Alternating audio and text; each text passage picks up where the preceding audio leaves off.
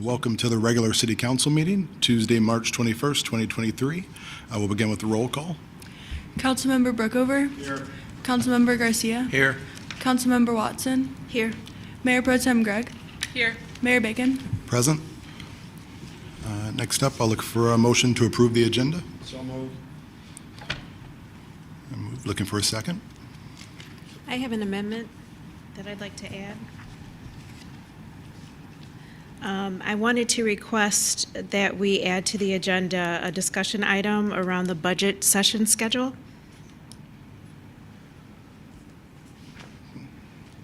That's fine with the movie party. Second. Okay.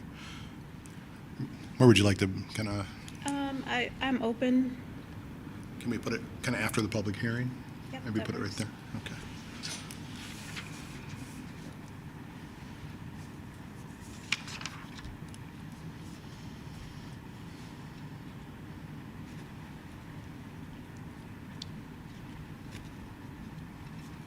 So would it be on the business agenda? Or a separate discussion agenda? That's the best way to, City Attorney. Does it require an action, or is it just discussion? Just discussion. Yeah, so we could just add it as a separate discussion item, not to overcomplicate the agenda. Maybe we just add it as item 8.1. Let's do that. Yeah. Okay. Yeah.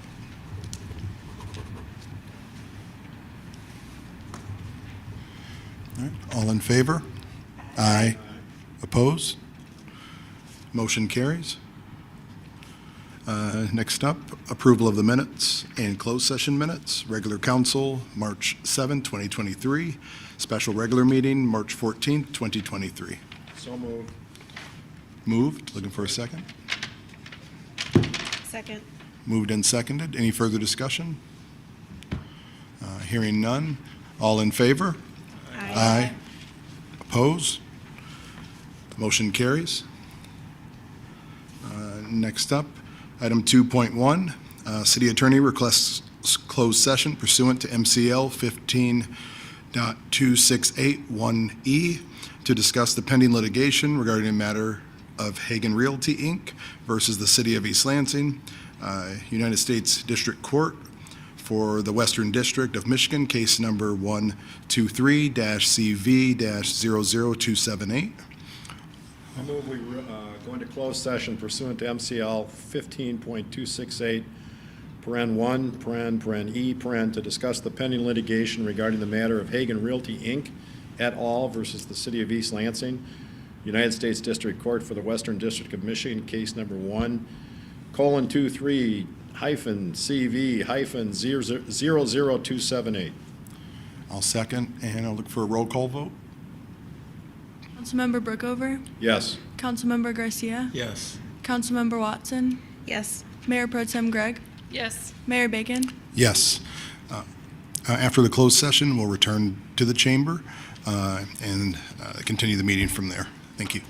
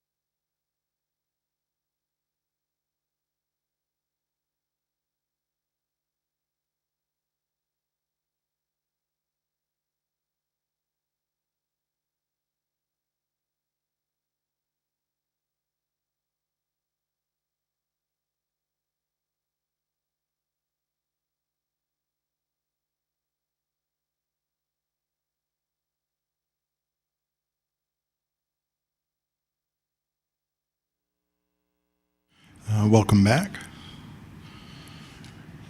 I'll make the motion to come out of the closed session. Look for a second, followed by a roll call vote. I move we return from closed session back into open session. Second? Councilmember Brookover, Yes. Councilmember Garcia, Yes. Councilmember Watson, Yes. Mayor Pro Tem Gregg, Yes. Mayor Bacon, Yes. I move we approve a resolution to issue a moratorium to suspend the enforcement of East Lansing City Ordinance, Chapter 6, Article 3, Section 6-175, subsection 1006.4, effective immediately. Second?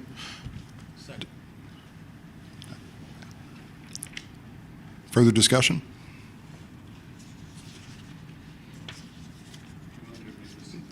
Yes, please. Yeah. Okay. A resolution to issue a moratorium to suspend the enforcement of East Lansing City Ordinance, Chapter 6, Article 3, Section 6-175, subsection 1006.4, whereas the City of East Lansing has been named as a defendant in the matter of Hagen Realty Incorporated et al., the City of East Lansing, Michigan, United States District Court for the Western District of Michigan, case number 123-CV-00278, assigned to Federal Judge Paul Maloney, whereas the lawsuit challenges the constitutionality of City of East Lansing Ordinance, Chapter 6, Article 3, Section 6-175, subsection 1006.4, and whereas the ordinance states as follows: 1006.4, information to be provided at occupancy. At the time occupancy is given to the tenant, the owner or owner's legal agent shall provide each tenant with specific information on how to register to vote and the requirements to register. Notice that election information and further registration information is available on the Secretary of State's website as well as the city's website through the City Clerk Department, and a copy of the State of Michigan voter registration application. The failure of an owner or owner's legal agent to do any act required by this section shall not be construed to affect the validity of the lease or the enforcement of any of the lease provisions. A violation of this section shall be deemed a civil infraction. And whereas the City Council of the City of East Lansing has determined that the ordinance is not actively enforced by the city and that the form of voter outreach set forth in the ordinance has been largely replaced by online voter initiatives and is further unnecessary due to changes in state law allowing for same-day voting, now therefore be it resolved that the City Council of the City of East Lansing hereby establishes a moratorium on the enforcement of the ordinance to be effective immediately and until further action of the City Council, and now therefore be it further resolved that the City Council of the City for the City of East Lansing further directs the City Attorney to draft a repeal of the ordinance for a first reading at the next City Council meeting. Further discussion? I would just suggest that I think, Tony, there's a typo there in that last paragraph. Yeah, We have a duplication, so if we can just strike that typo. Yep.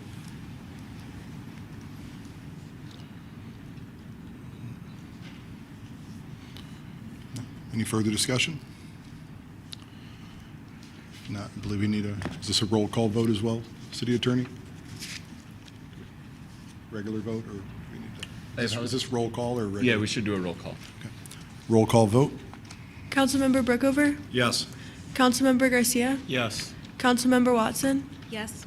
Mayor Pro Tem Gregg, Yes. Mayor Bacon, Yes.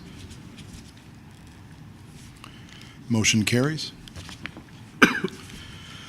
Next up, item 3.1, written communication received by council are posted to the online agenda packet. That's all communication received before 4 p.m. Next up, item 3.2, communication from the audience. Small cell, Bill.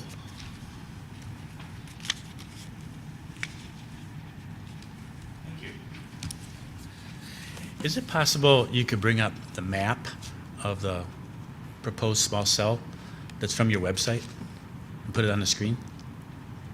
You know what I mean? It's on your website, the map of where the cell phone, the towers are supposed to go, if possible, if you can. Anyway, pardon me? It would be City of City of East Lansing 5G. Anyway, if you can, that'd be great, but okay if you can't. All right. My concern, you can start the clock if you want. My concern has been possible health risks of all these towers that are concentrated in my neighborhood and other people's neighborhoods. From studies I've read that RFR frequencies between 450 and 6,000 megahertz are probably carcinogenic for humans. What we don't know from we get the nice little chart that shows the little wavelengths saying, oh, this is safe, but there's no values on the chart. How many megahertz is that? How many microwatts per square meters? We don't know that. All it is a picture. So how close are we to that with these cell towers between 450 and 6,000 megahertz? That's a good question to ask. There are hundreds of studies from cell tower radiation and health of people getting cancer, people's fertility rates being affected, school children being affected in their developmental issues. So have we looked into, are there any studies showing that these small cell towers, and thinking about our proximity to them, are there any studies showing that people are not getting diseases, that you're not getting anything from the radiation? Is there anything that's been done? I mean, we have all the studies showing how the big towers make us sick. Are there any showing that the small ones don't? Or is the technology so new that we don't even know? And what kind of, once those poles are up and those cell stations are on there, they're there. We're kind of stuck. So what can we do? What can you do as a council to look into this and see, is this safe? And my other concern, of course, is living in Glencairn. If you look at the map, there's the concentration of cell towers is about a 3-mile wide concentration, and then a string of them down Harrison. And it doesn't seem like that many houses need 50-some cell towers to support our 5G. So it seems pretty obvious that it's actually for people who are on campus, and yet there are no cell towers on campus.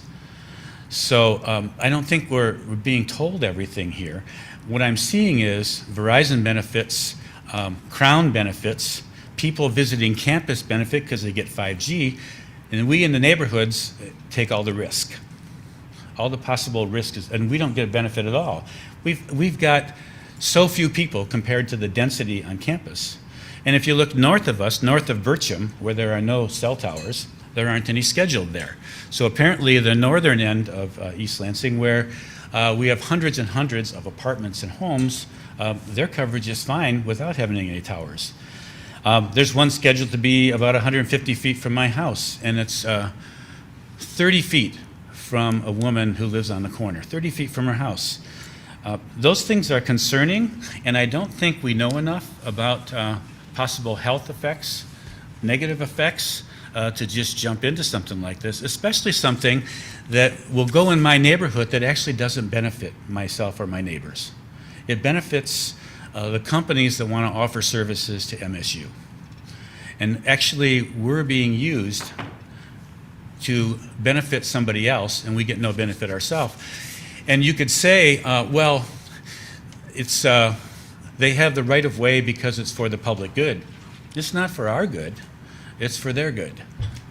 And so I think we have to be critical thinkers here and not allow somebody to come in and put up all these small cell towers. And it's just the beginning, because each one's going to have one antenna for Verizon, and then they're going to add antennas.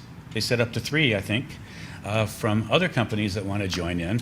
So I look at my map of Glencairn, and I'm surrounded by them. And that doesn't make me feel too safe to see that. If there were 1 or 2 here and there, and they were as far away from residents as possible, that'd be a different thing. So I'm not saying let's not have any cell towers. I'm saying let's be sure that they're safe, and let's not have such an intense proliferation 30 seconds in remaining. our neighborhood. Thank you. Actually, that's about it. I just want everybody to look at the research that's out there And I would like to see some kind of scientific research, not that silly little chart that we got, that shows what is the safety of people living near small cell towers. Thank you. Thank you. 7.1, David? I should ask, since this was moved to the regular agenda, did you want me to address it then? I'm glad to introduce it now, whatever your preference is. I'll go ahead. David Pearson on behalf of DRW Convexity, the developer of the Park District project. And what I'm here for is to follow up on a request to the council to extend the conditional rezoning that covers the property. For the affordable housing project that's to be built on the property, popularly known as Building C, which is the one next to the Valley Court Park, that zoning needs to be B3 in order to accommodate the building, but the conditional rezoning makes clear what the use will be and limits it. There's an existing site plan for the Park District which says there's going to be the Graduate Hotel, the Abbott mixed-use apartment building, and then affordable housing on Evergreen Avenue at 341 Evergreen. The first two buildings are completed. The third one is not. And I guess the short answer to that is what Convexity has discovered is affordable housing isn't that easy.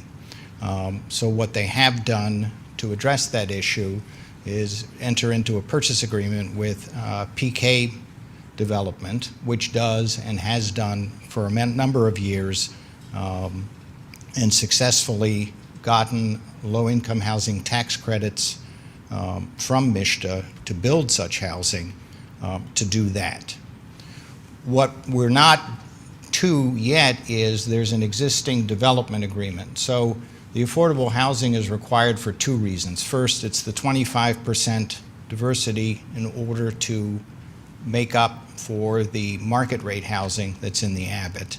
The other reason is it's required by the development agreement, and as you may recall, if the affordable housing is not completed, then in fact the property goes to the city for addition to the park. We think the affordable housing is what the community wants. We think the affordable housing is what should go there. That fits with the development agreement and with the ordinance. And if PK can do that, then we think it really will happen. What we're butting up against is the time simply under the conditional rezoning for that to happen, and we're asking you to take action this evening in order to extend that time. You will not have given up any control because there still has to be a development agreement with PK in order to undertake that affordable housing on terms that are acceptable to the city. At this point, PK has had some initial discussions with your attorney and with your city manager, and those have gone well. They are, frankly, they want to do the project, and they're willing to accept terms that will make that happen for the city. So what we're asking is that you go ahead and take action on the extension of the conditional zoning to keep that alive so that there's the opportunity to reach an agreement with PK to make the affordable housing actually happen. Are here, glad to answer any questions that you have. Thank you. Public comment?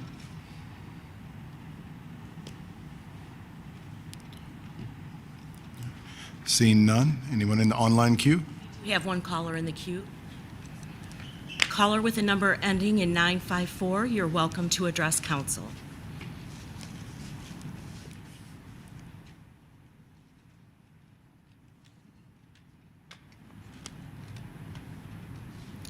Caller, you may need to unmute your phone.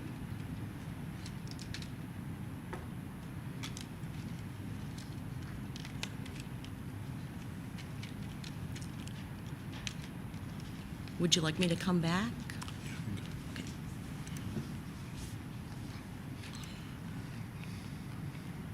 Next up, communication from Mayor and Council. Councilperson Garcia. Nothing, thank you. Councilperson Brookover. Nothing, thank you, Mayor. Councilperson Watson. No, thank you. Mayor Pro Tem Gregg. I don't have anything tonight, thanks. Nothing from me either. Next up, City Manager's Report. I have very few items. I just wanted to make council aware that we are continuing to move forward with the finance directors interviews, and that those will be held in the very near future, and looking to fill that position. And then I'd also like to acknowledge, and I did not see her in the audience, but Wendy Longpree is resigning. She has 20 plus years with the city. I know she has come before council many times. Just wanted to thank her for her many years of service. Thank you. City Attorney's Report. I have nothing more to report tonight. Thank you. Next up, item 4.1, update on Evergreen bond refund. Stephen Burke.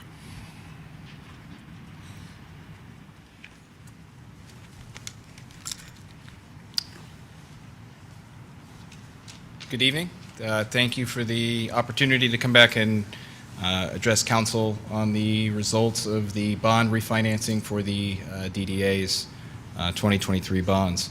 So again, my name is Stephen Burke. I'm with MFCI, and we are the municipal advisor to the city and the DDA on this bond transaction. So just as a recap, very quickly, the DDA issued back in 2015 variable rate taxable bonds. Those bonds were issued with an index, which was LIBOR, now is called SOFR, and then a spread to that index. Each month that index resets and the interest rate on the bonds changes.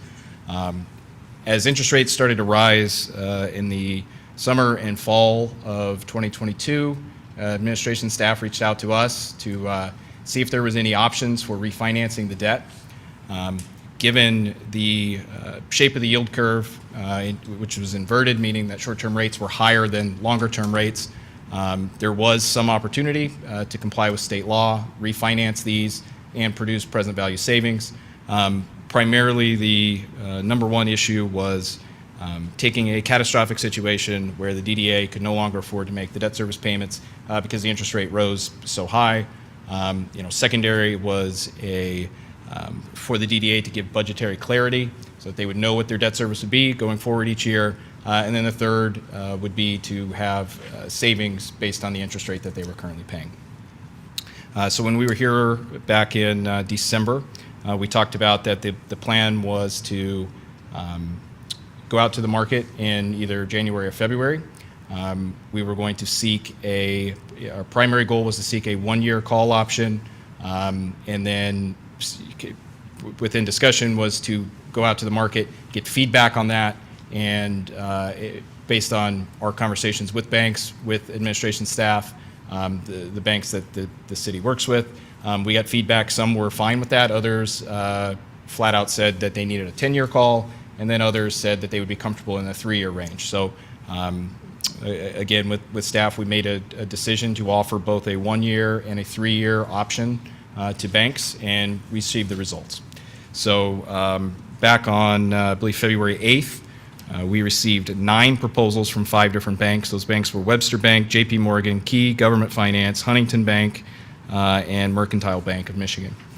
The low proposal was from a bank, Webster Bank, which is based in the New York, New Jersey area. They are active in the Michigan municipal paper market at 4.86 with the 3-year call.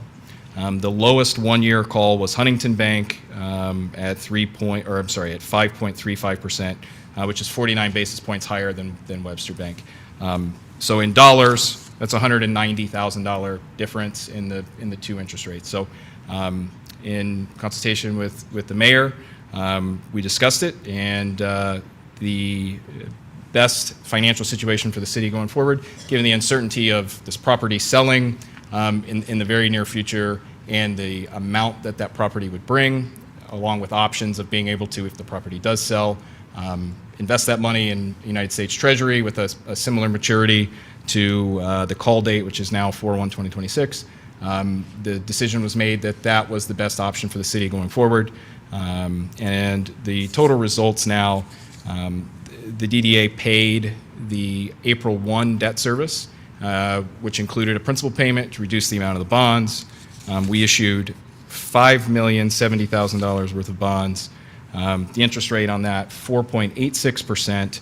Those are now callable on April 1 of 2026. The savings compared to the variable rate issue, which is based on the February 1st interest rate, which was 5.968%. As of March 1st, that would have been 6.26%, and currently would be 6.14%. The total savings, again, based on that, $883,000.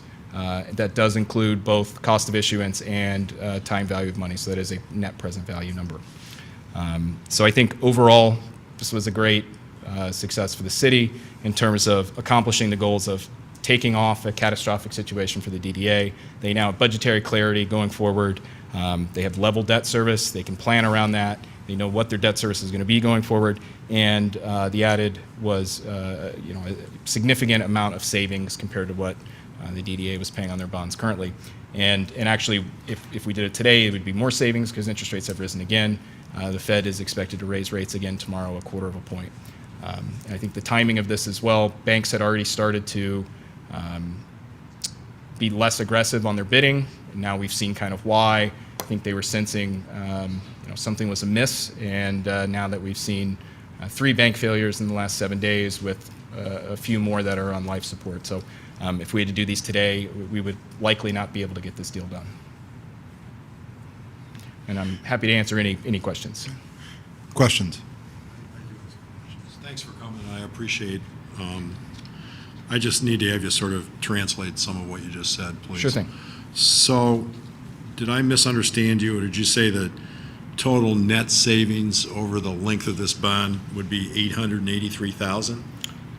Present value, yes, correct. Okay.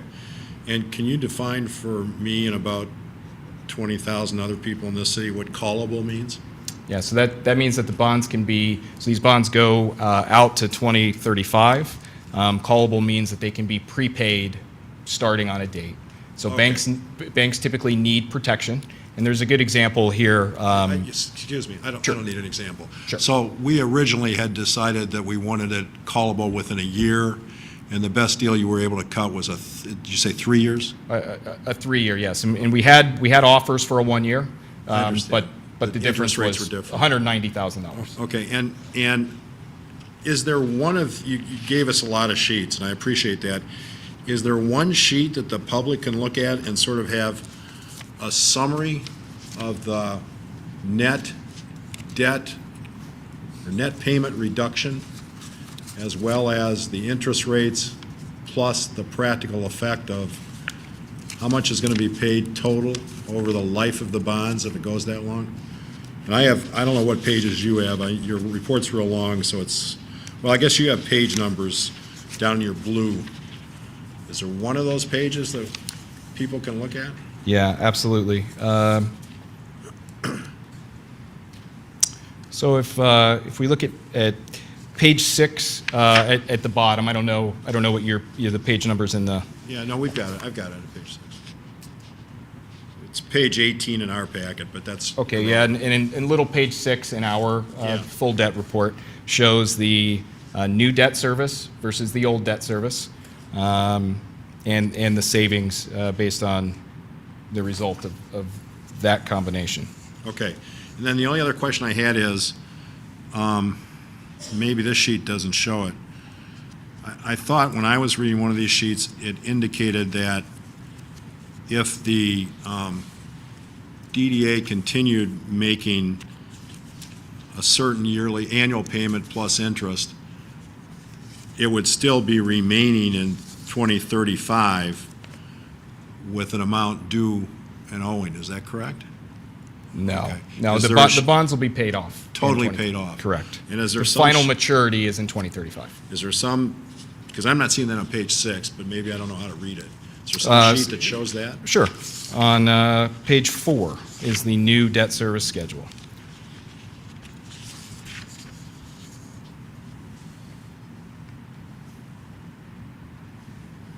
So where does that show that it'll all be paid off? So the final principal date on 4/1/35, that is the final principal date. So that's the last principal payment. Okay, so the total payments would be the $6,838,918.50? Correct. Thank you. Appreciate you coming tonight. Happy to do it. Questions?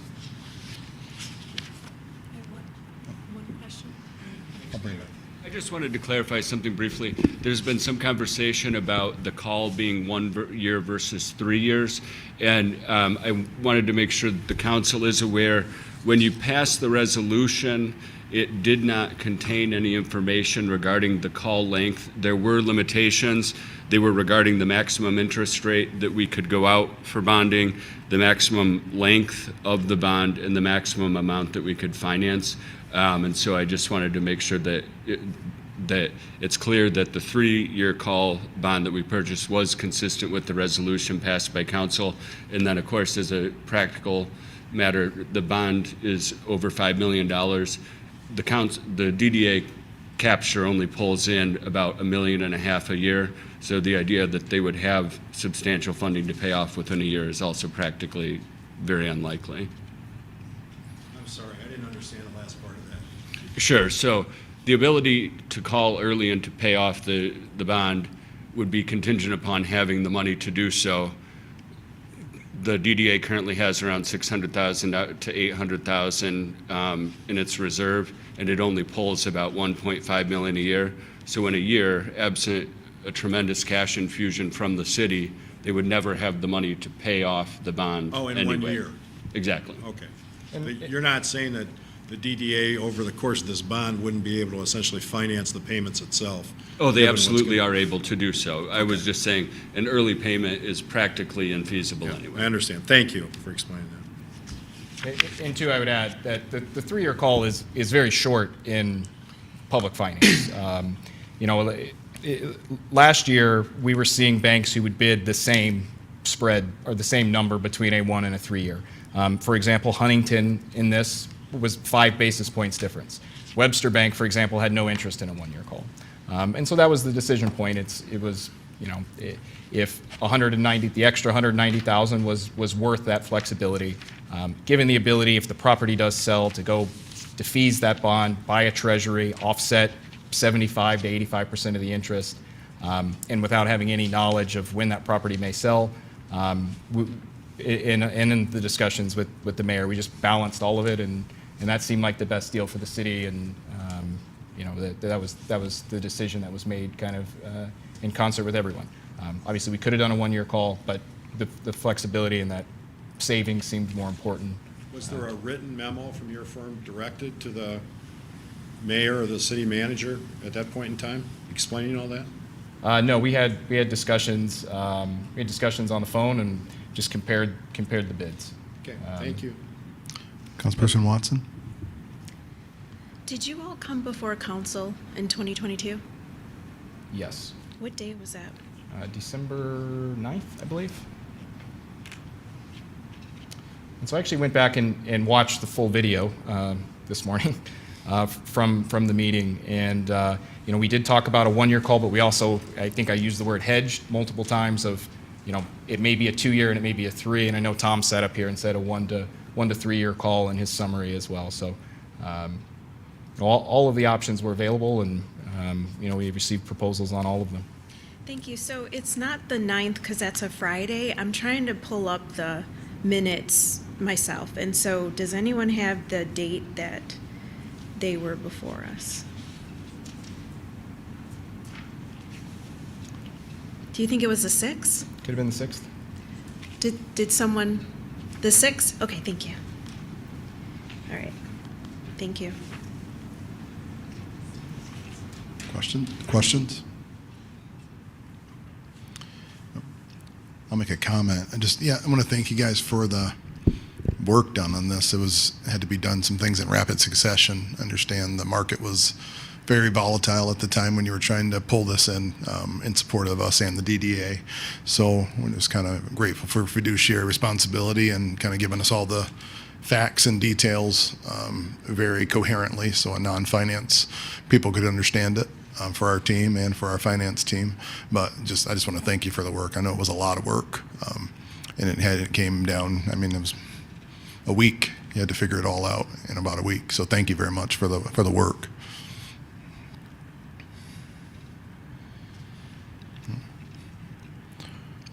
All right, I think we're all set. Thank you. Thank you, everyone.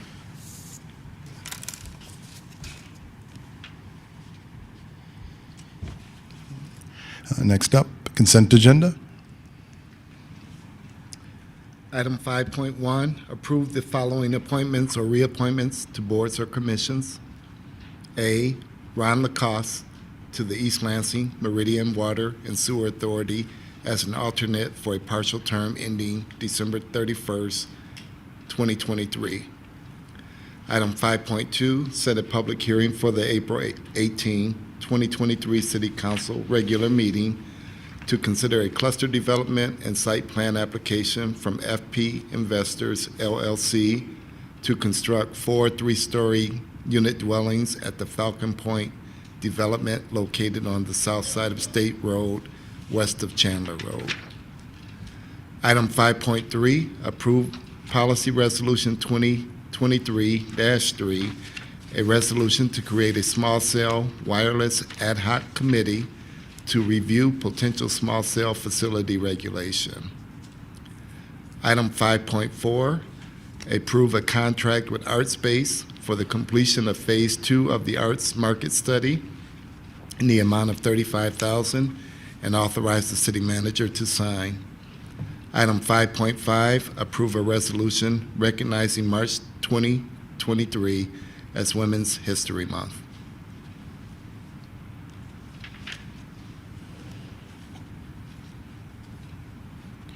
All right, I'll look for a motion to approve the consent agenda. I make a motion. Moved. I'll second. Any further discussion? Just a few questions. The ad hoc committee, how did we come with the 3 people? Those are 3 names, or 3 offices I suggested at the last meeting. Okay. And did we talk to them, Planning Commission and HDC? I know HDC was at our meeting the last time, but. I reached out to those people yesterday or today. Okay. And they were, felt prepared and just ready to be a part of it? Yes, ma'am. Okay, good stuff. All right. Thank you. Any further discussion? Hearing none. All in favor? Aye. Opposed? Consent agenda carries. Next up, item 6.1, public hearing. Consideration of application for site plan approval to construct a 23,000 square foot industrial building at 3400 West Road. There's been additional last-minute materials. Our favorite. Will be submitted to us digitally following this meeting. Thank you. Thank you. And then we added. Thank you, ma'am. Thank you.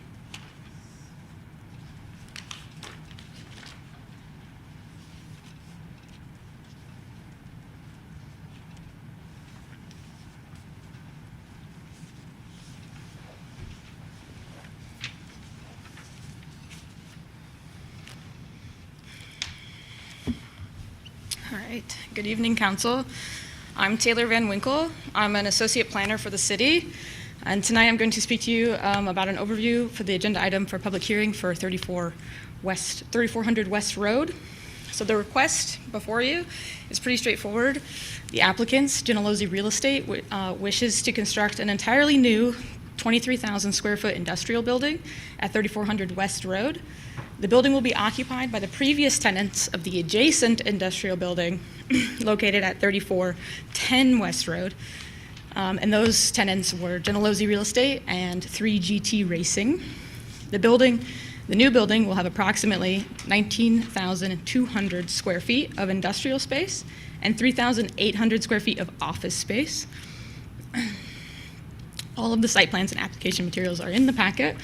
The public hearing in front of the Planning Commission was held on February 8th, 2023, and action was taken on March 8th to recommend approval to City Council. The referral letter is included in the packet, and a draft motion is provided to recommend approval.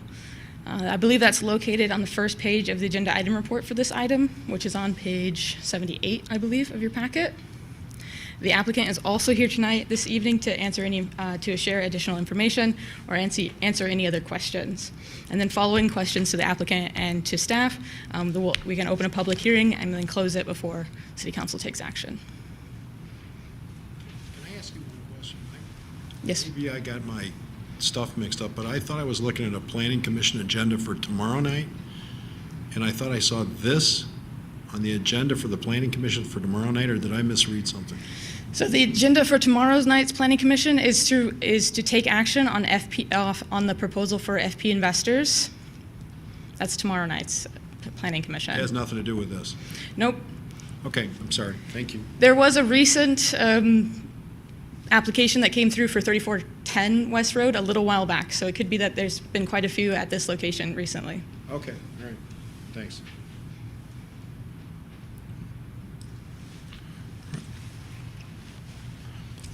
Well, let's do the public hearing then.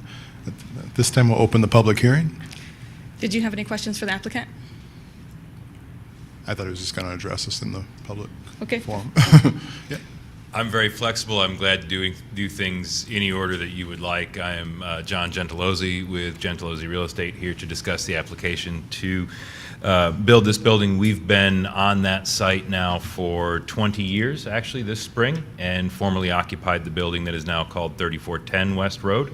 And we were here with Attestio North America, I believe a month or so ago, and you folks did approve their site plan, and construction is underway on that, and it's really starting to progress a lot more quickly here in the next couple of weeks. But we're very excited to build another building on that site, to get a new type of building in the inventory for the city of East Lansing, and we are very proud to say that the building that we're producing will be a much more modern looking building. We'll use some new and different materials that may not have been seen in this area before, and certainly in this jurisdiction. And I discussed it a little bit with the Planning Commission, but effectively, when you build a building of this type, the energy code not forces you, but requires you to provide an insulation level that is much higher than what you would normally see in a metal industrial building, a pre-engineered building of this type. So to achieve that, we're going to use a product called an insulated metal panel, which is effectively a solid section of insulation between two metal skins. It allows us to achieve an R value, an insulation value, far higher than previous construction method, which saves us energy costs and has the side benefit of also being a lot quicker to erect, so that we can move our various operations back under one roof. We're a little bit spread out right now, and we're very excited to come back to this location again. I'm glad to answer any questions that you may have on the materials provided tonight, or any of the things in the agenda packet.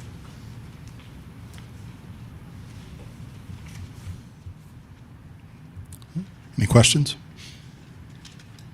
So, this is 3400 West Road, and your existing building is 3410? Yes, sir. If I can give you just a brief moment of history, when we moved that building to Attestio, we began the process of maintaining our address, and I will admit, somewhat selfishly, we had a lot of stationery already printed.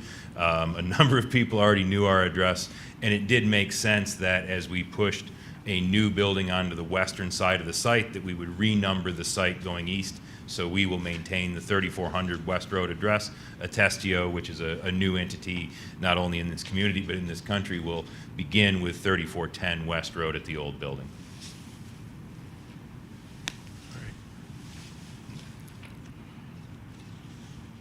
John, I just have one question. I thought you guys were Lexus. I thought you did Lexus cars a long time ago, and looks to me like you got Ferrari red on this building. And I'm wondering what the Germans are thinking about you using Ferrari red next door.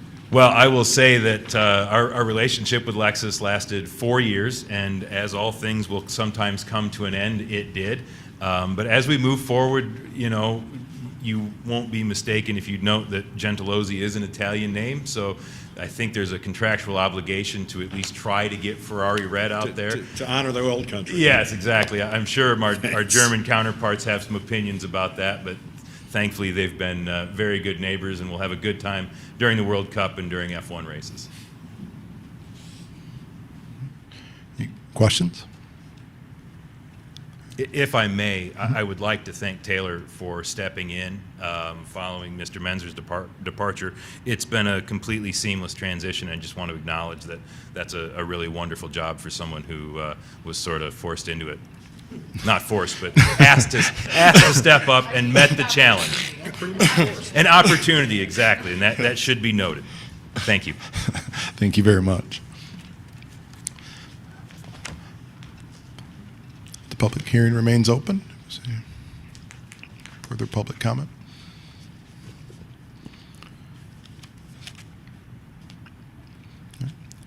Person in the online queue. Caller with a number ending in 954, you're welcome to address council.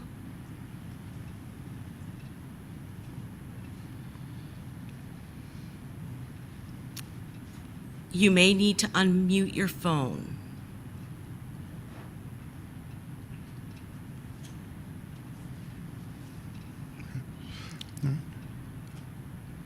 Thank you. At this time, we'll close the public hearing. I move we approve the site plan application from Gentilozzi Real Estate to construct a 23,000 square foot industrial building at 3400 West Road, subject to the 19 conditions recommended by the Planning Commission in its referral letter dated March 14th, 2023. Moved and seconded. I think the second came from the Mayor Pro Tem, for the record. Further discussion? I don't have any discussion. I just wanted to say thank you, Taylor. I know this was a big lift, and you did a great job. Thanks. Thank you very much. All in favor? Aye. Aye. Opposed? Motion carries.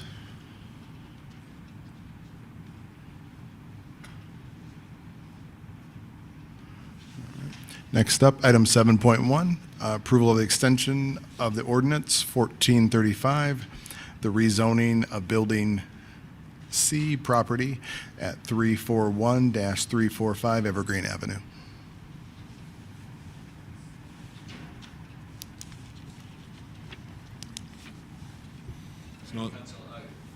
Heather and I are both here to talk about this one, and I think you already heard from Mr. Pearson, who probably knows more about this than both of us. So as you guys are very familiar, this is the District Park project. The first two phases were complete. We now have Building C, and under the original development agreement, Convexity was not obligated to complete Building C, but if they failed to do so by a certain time, then the property simply became the city's property, subject to conditions that it had to be used as open space. And so we certainly are looking to prevent that limitation in the event that we do have the property come back to the city. But secondly, it's our understanding from the multiple times we've talked about Building C that it's still the interest of the council to get that low to moderate income housing that was the goal of Building C. And so we've been working with Convexity as well as their new partner, PK, which is represented by Mr. Lapka, an attorney you're all familiar with. And so the city manager and I recently did have conversation with them. It's moving in the right direction. It's not done, but it does look like if PK is to agree to this or to come to this agreement with Convexity, as we hope, the building will be built according to the site plan as originally approved. So part of that, though, is prior to entering into the development agreement, which is where we will be able to have all of our teeth on the project and our ability to buy the property back without restrictions if it's not completed by a certain time. we have the conditional rezoning agreement, and that has certain timeframes in it. One of them is the rezoning from RM 32 to B3, which expires April 3rd, 2023. The problem is that the project as envisioned now cannot be built on RM 32 due to setbacks, and so if we were to let it lapse, we would have to start a new conditional rezoning process, typically likely with PK as opposed to Convexity as the current owner. That would slow things down and not provide us with any benefit. As I noted, the new development agreement is what will give us the enforcement mechanisms to talk about what happens when the project needs to be done, and more importantly, what happens if it's not, although we are convinced from conversations with PK that they will be able to complete the agreement. Again, that development agreement will come back before this council, very separate from the requests we have in front of you today. Thank you. Were you ready for us? Okay. I might add one, which is where the new times come from. Because PK will be applying through MSHDA for low-income housing tax credits, and we couldn't get there in time for the April 1st round, and they might have had to wait until the October anyway. In order to get the financing in place through MSHDA, they feel that this is very much an approvable project based on what they've done previously. They expect it to be approved, but that still takes 12 to 18 months. So the commencement within 24 months gives them time to line up the financing and then start construction. So we talked to them and they were comfortable with that time range. Thank you. Thanks. Yeah, I think we're well aware at this point. We're more familiar with MSHDA than we thought we'd ever be at this point. So. I don't really have anything to add. I'm relying on the city attorney to speak on our behalf. Okay, thank you.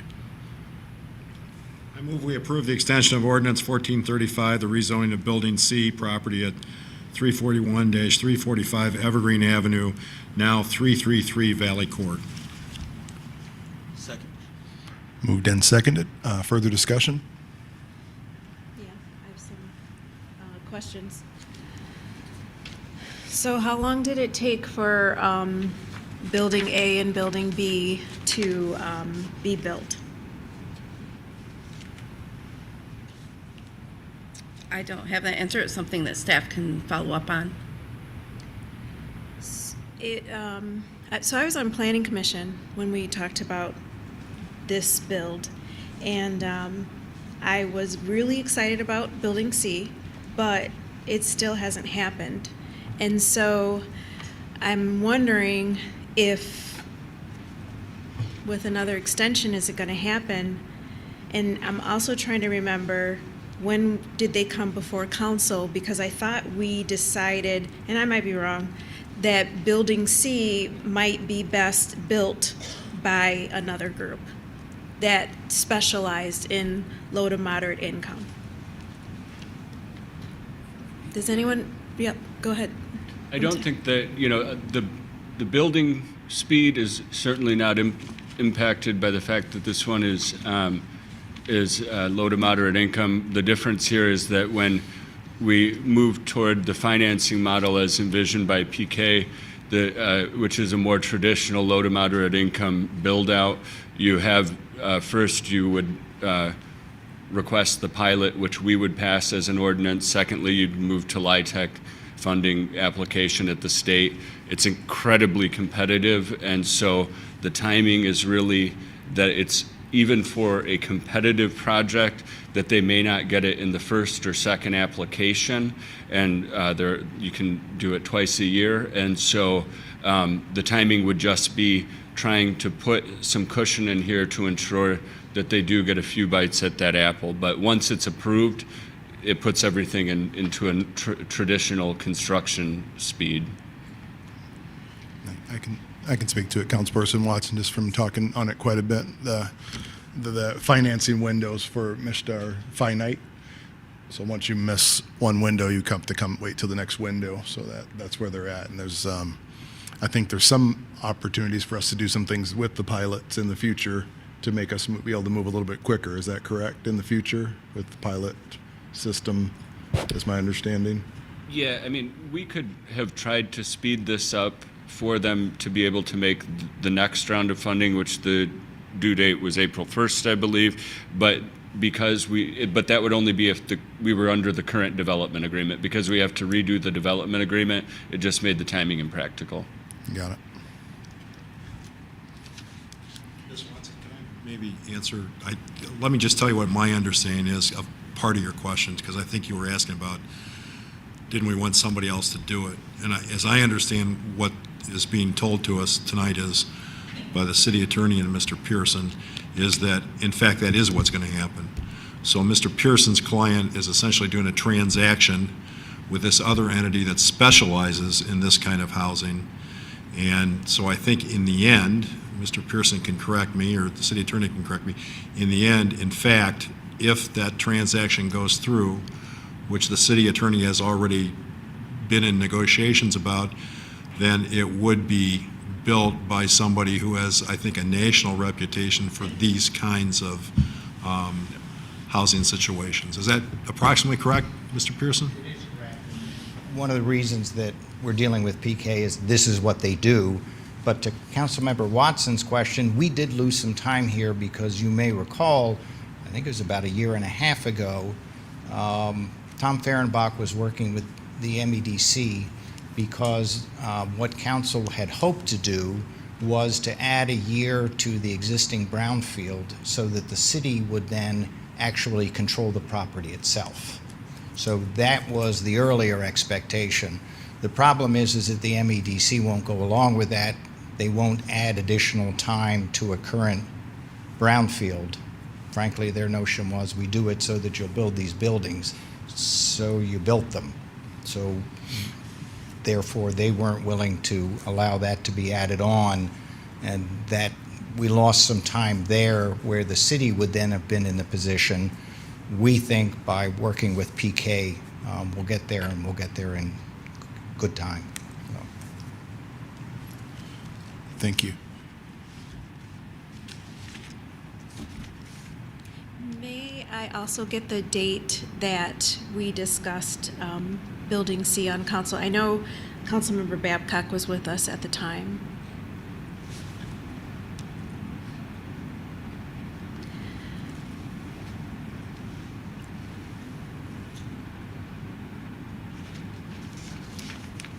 Yeah, I guess for discussion purposes,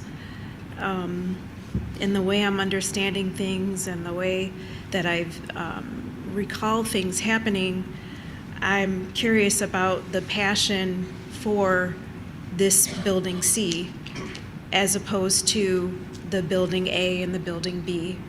And it seems like the deadline of April 3rd that came from 2018 is driving the ask to change this when we knew this was coming this whole time. So again, I don't sense the passion for this part to happen.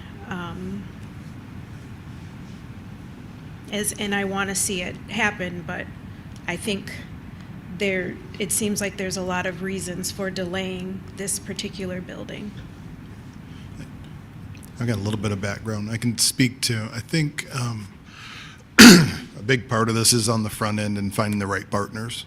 I think as we speak to organizations now that specialize in affordable, I don't think we were in the right lane perhaps before. I do sense I think as you, and perhaps even talk with a couple of organizations that have approached us on affordable housing, the entire tenor is very different when you talk with the people who do this on a daily basis. So I think when you have an opportunity to connect with them, you'll see a little bit different. I do think, obviously, some of these projects were just simple appeasements to the 25% rule or too affordable for other organizations, but the groups like this that do a lot more attainable and affordable housing do have, you'll hear, it's going to be a lot different approach, tenor, urgency, and you'll see the execution is a lot different. I think you'll be pleased once you connect a little bit more with the people who are doing this type of work. I have been so far. I've been really impressed with it's an entirely different language. So I think you'll see it as we have a chance to work through this. But I feel your frustration. I think it's just mostly with the way that things were organized in the front end. I think that'll be a priority as we move forward with the city attorney and others, that we make sure these projects are prioritized, and the way that we organize our agreements are a little bit tougher. I think that's just kind of, we're on the back end of this now trying to make it right. So yeah, it's tough, but I think that we'll find an opportunity to connect and hear from the groups moving forward. You'll feel a difference in their approach. So, yeah. All right, further discussion? All right, hearing none. All in favor? Aye. Opposed? Aye. Motion carries 4-1. Next up, item 7.2, approval of policy resolution 2023-4, a resolution to reinstate the policy temporarily allowing streamlined review of restaurant, proposing expanding outdoor dining area. Hi, Council. My name is Matt Apostle, Community and Economic Development Specialist here with the city. Tonight, I'm here to answer any questions you may have, myself or my team here, surrounding the proposed policy resolution 2023-4. This would allow staff to administer a similar streamlined outdoor dining approval process to the past 3 summers. This process would temporarily waive right-of-way as well as site plan fees for participating businesses and allow applications to be approved administratively by the planning and zoning official. In this case, the individual would be Tim Dempsey upon his return to the city as our interim Director for Planning, Building, and Development. As in past years, participating restaurants will be subject to the same requirements in terms of both patron safety standards as well as ADA compliance, which is through a 5 feet required for pedestrian access. Please note that for businesses adjacent to Albert Al Fresco, while Albert Al Fresco is open, Al Fresco itself acts as the pedestrian access. The site plan put out by staff for Albert Al Fresco allows for at least 5 or 6 feet of access, allowing the businesses to cover more of the sidewalk and further expand out their outdoor dining plans. So the 5 to 6 feet of access ensures that there is enough room for 2 wheelchairs to pass one another at a minimum. Applicants must provide a detailed site plan of their outdoor dining layout, as well as receive proper authorization from not only the County Health Department, but in cases where alcohol is involved, the Michigan Liquor Control Commission, as well as provide proof of insurance with the city listed as a covered party. Happy to take any questions you may have. Thanks. I do have a question, just in the fact that we keep extending the temporary policy. Is there a thought towards making that more permanent? Yes. I do realize that you guys are working on a little bit of a shoestring in the planning department right now, so that is not meant to seem pressuring. I'm just wondering if it's time to kind of codify this a little bit better. I think it is just about time. Okay. Based on my understanding, last year when Mr. Menser and Mr. Cummins came to you with this proposal, the plan was to create some level of omnibus ordinance to formalize this process and bring it back to you around now. That did not take place. I am here now to tell you that Possibly understand how it is. Okay. yes, some changes happened, and I believe that that is a priority of staff to get working on relatively soon. Do you, are there specific changes between what would be allowed temporary and what would be allowed permanent?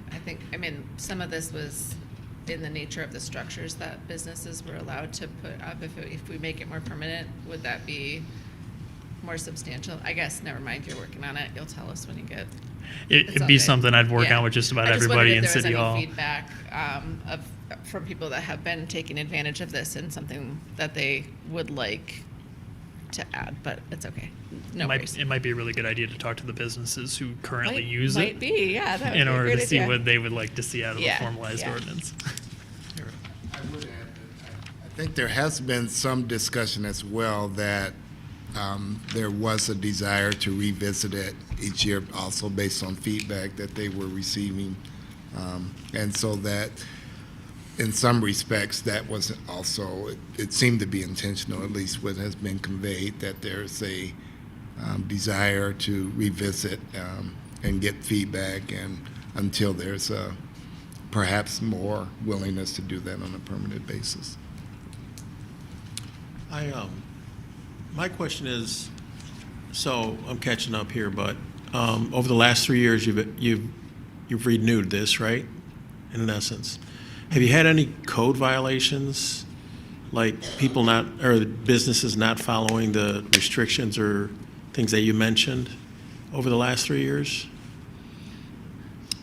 Someone else here might be able to speak in more detail to that. However, I do know that there have been times when I myself have gone down to one of the businesses approved for this program and had to inform them to move their whiskey barrels or their other sets back a feet or two. Your memo to us dated, Oh, she was going to answer. I'm sorry. I could speak a bit to his question. Thank you. Yeah, as far as zoning violations, I don't believe there's anything formally been issued to the businesses downtown, but there has been, like you said, informally reminders not to exceed their boundaries or anything like that. Thank you, Taylor. So, Mr. Apostle, this memo that we have, is that your memo that we got for tonight? Yes, the agenda item. Okay, at the end of the last sentence in the first paragraph says, the 4 recent policy resolutions all had a similar goal in mind: help restaurants struggling with occupancy limits stemming from the pandemic by allowing them to expand outdoor seating capacity. That is true. Is that still the case tonight? I think that as we get further and further away from the start of the pandemic, less and less individuals may be concerned about the safety and health code situations related to sitting indoors and eating. However, at the same time, we've had somewhat of a resurgence in recent years of being involved in the public space and outdoor spaces with Albert Al Fresco, as well as other placemaking projects, which has made the outdoor dining a popular option for implementing for restaurants. Okay, I'm just trying to figure out, from a staff standpoint, is it still, maybe you don't have a position, I don't know. Is it still your feeling that there's a goal in mind to help restaurants struggling with occupancy limits stemming from the pandemic by allowing them to expand outdoor seating capacity? I don't know if I can speak for all the staff on that. However, I do think that it needs to be a priority to support businesses, because I do know that many businesses are still struggling because of the ripple effect of the pandemic to this day. Does the city have some data on that? I might be able to get that for you. And I think if we don't, man, I know this is a constant subject on hospitality. So obviously they do still feel the impact, and the economic question does come up on each one of the hospitality calls as far as for the need for different ways to create streams of income. So that, Matt sits on that call as well, so that may be where that is coming from. But I think maybe perhaps we do look at the language, but there's a lot of reasons to authorize this, but that language might be a little antiquated at this point.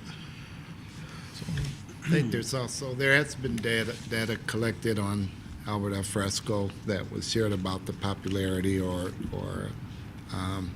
resurgence of the outdoor dining. And one of the challenges, I think, with the language is that there's really been no designated endpoint for the pandemic. There's still obviously a direction that is encouraging people to get vaccinations and take other measures. So I'm not certain. We could try to define that endpoint, or certainly modify the language the further away we get from the pandemic, but I'm not certain that they've actually designated an endpoint and with that in mind. So I'm not sure.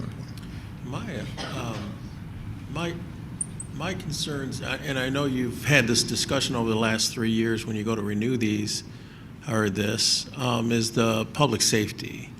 I saw pictures of downtown East Lansing during St. Patrick's Day, and it was elbow to elbow out there. And now we've got outdoor seating, tables, chairs, if things go wrong, bad. I just hate to be that what-if guy, but I did that for 25 years, and I'm sitting here because of that. That concerns me a little bit. And now, we all know our basketball team's moving into Sweet 16, possibly Final Four. More people are going to be out there. So the public safety is my issue. That's why I asked if there was any violations and what those were. I think, Councilmember Garcia, I just want to, I don't know, I would be kind of disappointed to see us pull back some of the amenities that have been really well received by our community. I think these outdoor seating areas, I guess I'm more present in that area during the summer, but also there's not a lot of outdoor seating in the winter. So now that I think about that comment, it's sort of ridiculous. But I see these areas being enjoyed by families that have walked in from the neighborhoods. It really gives people who have, especially like with children, who might not want to go into a bar atmosphere restaurant, but are excited to come down with their children when they can eat outside on the patio, where the kids' behavior is maybe not as much of a concern. The bar lines are, I think, a totally different problem, and it is a problem, which we haven't really had a great success in addressing just because for all the various reasons that we haven't been able to address it. But I'd be I'd be sad to see this fail just on fear of the problem that has existed in East Lansing for many, many years. Once people are actually in the restaurant and in the area that is coded for an occupancy limit, the crowd, it's people at tables and it's one person per chair essentially. So it's much less crowded in the public outdoor seating areas than it is in the lines. So.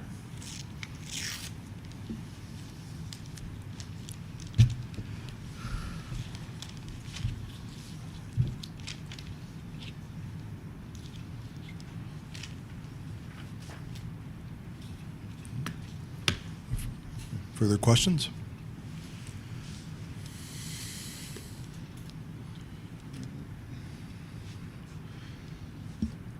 All right. So we need the motion on this one since it came off the, correct? Yes. All right. I'll move to adopt the resolution approving policy resolution 2023-4 for the time period beginning March 22nd, 2023, ending November 15th, 2023. Look for a second. I'll second. All right, further discussion? I guess I just state my personal preference that this be the last time we see this as a temporary resolution, and that it would be really nice to get this codified, since it does seem like it's something that we're wanting to make permanent. Sooner rather than later. Hopefully not bringing it Well, back March I guess we have 2024. until November 15th, right? So, There you go. Further discussion? I don't know if, I don't see any police people in the group today. Is there anyone there? No? Oh, there's what? No? Okay. I just wanted to say to your point, Councilmember Garcia, ELPD has talked about a shift at certain times in crowds and in what's going on. And so I hear what you're saying, but also during some times it's a concern, but then during other times, like, it's not a concern. It's a lot of fun to be out there, and it's a family environment. But then, like I said, they have pointed out that it seems like there's a shift at certain times, and so we should definitely, keep that in mind and support the ELPD. Just for your Councilperson Garcia and the rest of council, there will be conversations had around that coming forward. We've had some preliminary conversations with hospitality and with the city manager and Matt's team and law enforcement and fire and everyone, and we'll have some additional conversations moving forward with the opening of al fresco timing, late night. Everything will be is under consideration at this point, obviously, just to make sure public safety being paramount in those conversations. So you're right on target technically. Just know that it's the same thoughts that are on all our minds. So I would share that we did have some conversations yesterday, and that the chief had alluded to the fact that they're trying to collect information. There certainly has been some changes as mentioned, but that there may not be, or there may be other factors and not a direct correlation to just outdoor dining and other things, just changes in some of the sentiments around weapons and the density and other things that are also impacting some of those things that have been pointed out. And so certainly trying to track that to identify the times that are where there's perhaps more risk or there's been more identified problems, but it is something that we're having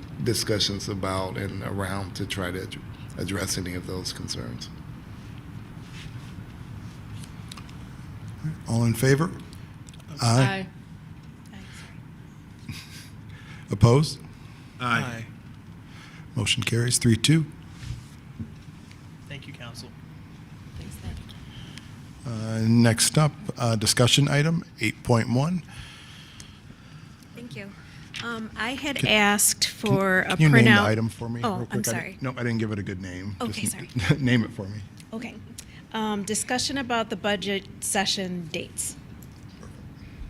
I had asked for a printout for council of the current budget session, so everyone's talking about the same, thing and seeing it in front of their faces. Was I able to get a printout of the dates?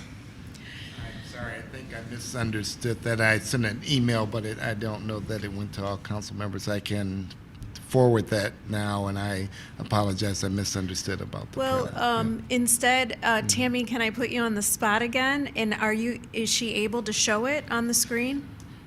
I can forward it to you, Tammy. I Okay. think. Okay. Let's see, let me find it. So, everyone, as some of you know, for about 5 Tuesdays in a row, we start council at 5 p.m. And then we go into regular council at 7 p.m. and then we adjourn when we adjourn. This isn't just about me. I wanted to check in with you all and your schedules, and I also wanted to get a hopeful thumbs up from most staff. But I work full-time on-site on Tuesdays, and so just regardless for me, I have to take time off to work 8 to 5 or the time that I work, and then do the things I need to do, and then get here and perhaps spend the night. And so I started thinking, would it be beneficial, or is it possible to take a day off instead of having all these Tuesdays and knock it out? Like, is it possible that for us to get together 9 to 4 on a work day when the staff is here as well for their normal 8 to 5 work day, and knock out those 5 to 7 p.m. budgeting session groups? I'd like to see the dates, so I can. Yeah, I know. Yeah. I was. It's essentially a kind of an add-on to, I think it's every council meeting, even the discussion meeting, for like 6 council meetings in a row. Yeah, and we don't always go. It just came. Okay. We don't always use the last one. There's kind of a placeholder one. I'm not opposed to that idea, Dana. I do know that the staff kind of understand that there might be some extra time for people who are scheduled to present later, and this might create a little strain in those departments depending on when we scheduled it. Yeah. And I'm a little bit worried about brain fog fatigue about that much budget in one for day. us, right? Yeah. It might be Yeah. a shift to talk about budgets throughout the workday, which is going to be here together, as opposed to doing it all those times. I don't know if that's other thoughts. Tammy, I Pros didn't and bring my cons? glasses. Would you mind Yeah, it's a little just tiny. saying when the extra sessions begin and when they end? Like, what's the first one and the last one? You don't need to read them all. So the first one would be April 4th, and the Okay. last one would be May 16th. Okay. And is it on every council meeting or just the business meetings? It would be every council meeting. Okay. So I was looking at exploring the idea that we look at later in April to schedule this so that staff who are presenting, who it does increase when they present, can have more time to prepare for their session. And I could offer that I had an opportunity to discuss at the end of the day with the finance director that there's concern about doing it on one day, but that could be accommodated, but it was just about the kind of fatigue that might occur. But she also suggested as one alternative, if you should elect to do that, is to look at doing 2 half-day sessions. And she had also stated that by doing it either under the one-day format for 8 hours or the 2-day half-day sessions, that the turnaround time might be longer to get all of council's questions answered. So that would also need to be built into to the equation. But that is something that she thought that could be accommodated, and she was not and opposed to this approach, and so I can share that was stated. I'd say I appreciate the idea of the kind of the budget retreat approach to dealing with the budget in some bigger chunks. And I think either way, because this is a marathon, once that August, it's exhausting either way because it goes, those nights tend to go really deep into the evening and really long for staff. So I definitely would want the city manager to get kind of the feel from staff, balancing when we start this, if we move to this new format. And I'd probably, for the first time, I'd probably lean into 2 sessions to try to 4-hour sessions? to break it apart. And then with a year's time to plan, we probably could put some kind of marathon session into place, give everyone a chance to adjust their schedules accordingly, and do that kind of thing. Yeah, I think I'm more comfortable with the idea of 2 sessions. One of the things that, for me, generally I find that by the time staff presents a budget to us, there's not a lot of work is done at the department level. We don't usually muck around with it too much. But I do kind of sit with those presentations, and then, if there is anything to change in the final budget, it's nice to have kind of a cushion of time to follow up with staff or fellow council members about that. So I wouldn't want to put it too close to the approval date so that we would have time to kind of absorb that and come back if there were changes to make. So 2 kind of builds a little bit more safety net wiggle room into that for me. I don't have a problem with the budget retreat format. By the time some of those meetings are done, we've already sat in a 5-hour long meeting, so I'm new to this, of course, and so I don't know what the process looked like last time, but if it is a 4-hour session, what would the start time be for that? I think we'd have that scheduling the budget sessions would have to be its own process, I guess. First, we would have to find out if it would work or get feedback from staff about their level of comfort of changing their routine. I think what he's asking is prior to, if it was 8 hours total, so it'd be like 2 to like mid-afternoon. Is that what you're? Yeah, I think after lunch before dinner might be good. Good time. Yeah. 2 4-hour sessions versus multiple 2-hour preliminary sessions prior to council starting, which ends up being about an hour and some change each time, and then council regular session starts. What it's looked like in the past, Councilmember Garcia, is that we meet at 5 instead of at 7, and then we have a 2-hour meeting before our indefinite meeting with a break for dinner. So, and if that 5-hour session goes right up until 7, then our dinner break is about 10 minutes long before we come back and reconvene. So it can, and then, our meetings here are 3, sometimes 4 hours long. So it can get very long. My only concern is my work schedule. And as a teacher, we don't get a lot of time off. Well, we do get summers off, I've been told and reminded of many times.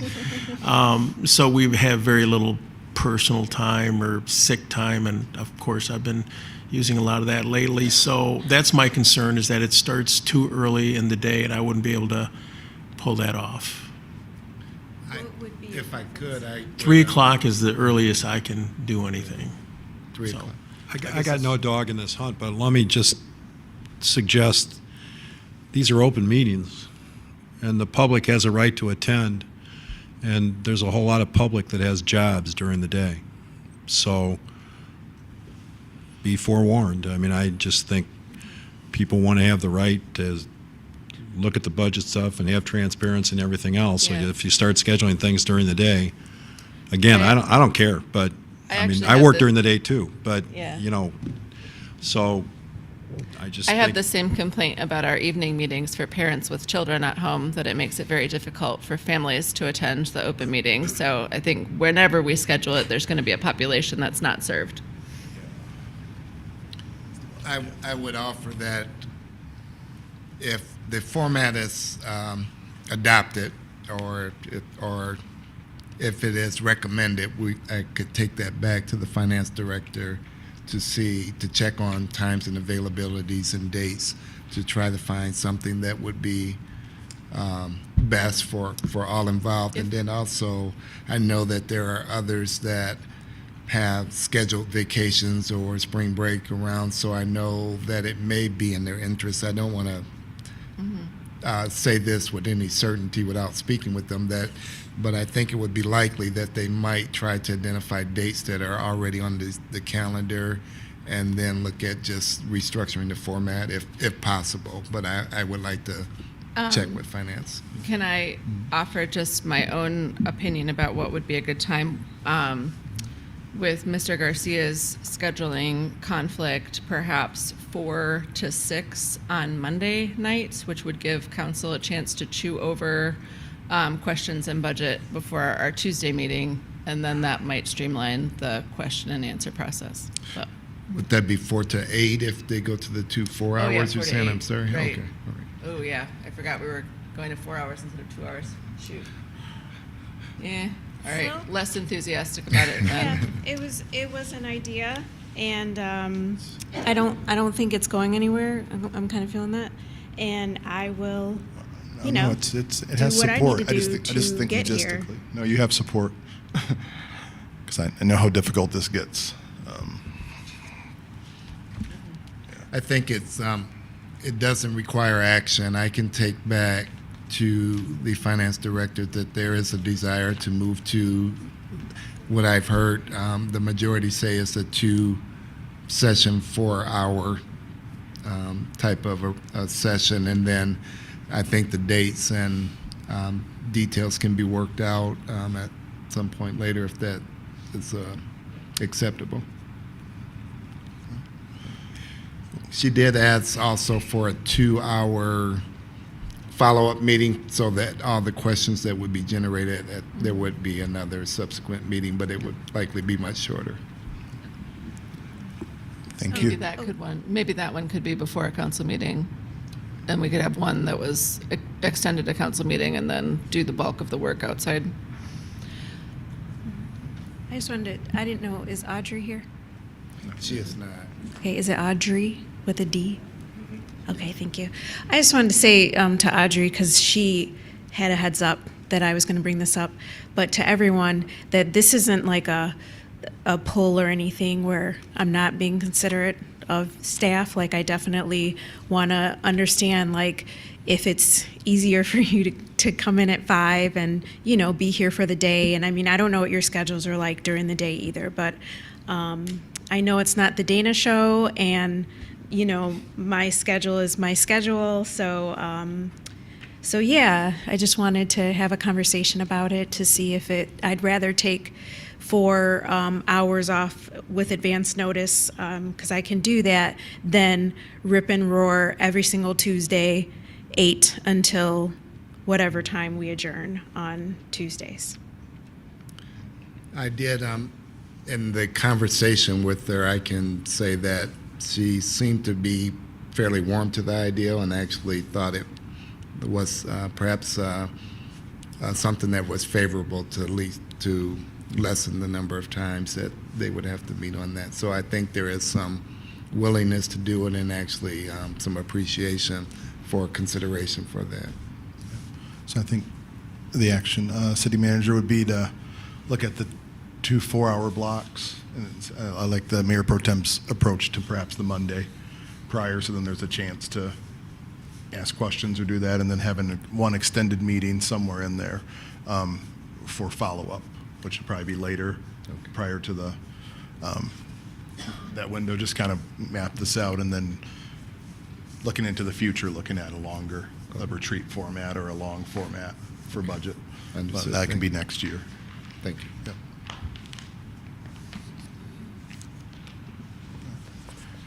Any further discussion? Hearing none, meeting adjourned.